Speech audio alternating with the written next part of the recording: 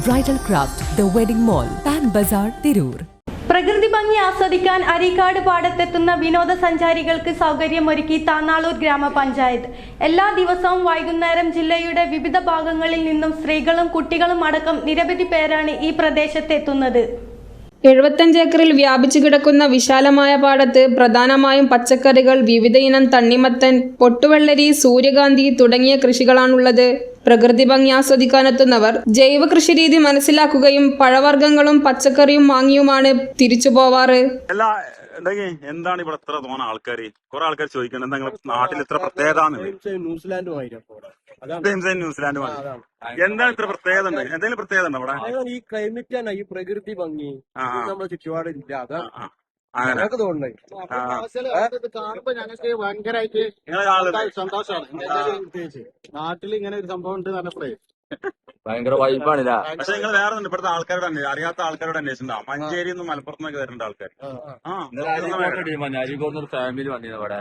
Reels കണ്ടിട്ട് അടിപൊളി പ്രകൃതിയാണ്. പ്രദേശത്തെ പ്ലാസ്റ്റിക് മാലിന്യങ്ങൾ നിക്ഷേപിക്കുന്നതിന് താന്നാളൂർ ഗ്രാമപഞ്ചായത്ത് അധികൃതർ വിവിധയിടങ്ങളിൽ ചവറ്റുകൊട്ടകൾ സ്ഥാപിച്ചു. പദ്ധതിയുടെ ഉദ്ഘാടനം താന്നാളൂർ ഗ്രാമപഞ്ചായത്ത് പ്രസിഡന്റ് VPO അസ്കർ നിർവഹിച്ചു.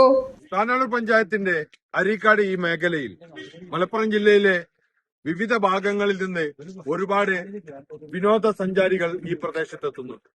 വൈകുന്നേര സമയങ്ങളിൽ ഈ പ്രദേശം ജനസാഗരമായി മാറുന്ന കാഴ്ചയാണ് കുറെ ദിവസങ്ങളായി നാം കണ്ടുകൊണ്ടിരിക്കുന്നത്.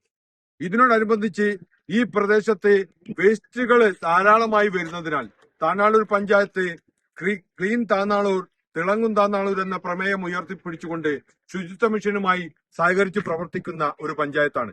അതിന്റെ ഭാഗമായി ഇവിടെ നിരവധി ബോട്ടിൽ ബൂത്തുകളും അതുപോലെ വേസ്റ്റ് ബിന്നുകളൊക്കെ പഞ്ചായത്ത് ഇവിടെ സ്ഥാപിച്ചിട്ടുണ്ട്.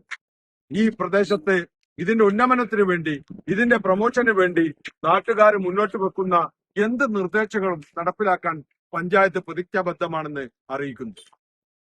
അരീക്കാട് പാടത്തെത്തുന്ന സഞ്ചാരികൾക്ക് ആവശ്യമായ സൗകര്യങ്ങൾ പഞ്ചായത്ത് ഒരുക്കുമെന്ന് പ്രസിഡന്റ് പറഞ്ഞു.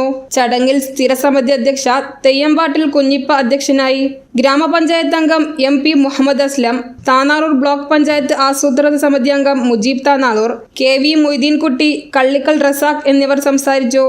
ന്യൂസ് 99 തിരൂർ. 35 വർഷത്തെ വിശ്വസ്ത പാരമ്പര്യവുമായി എന്നും എപ്പോഴും കൂടെയുണ്ടെന്ന വിശ്വാസം.